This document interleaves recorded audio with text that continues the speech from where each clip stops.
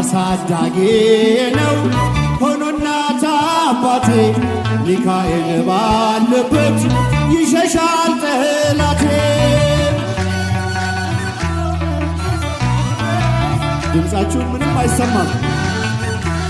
አብቅቷል ክብር ስለ ፍጹም ምልጃው ለኔ ግን ይለያል መልአኩ ሚካኤል።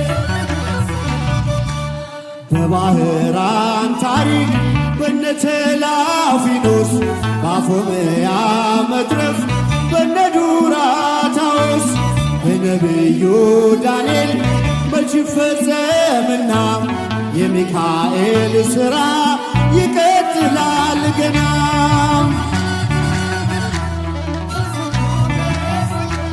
በዙሪያው ያሉትን አብቅቷል ክብር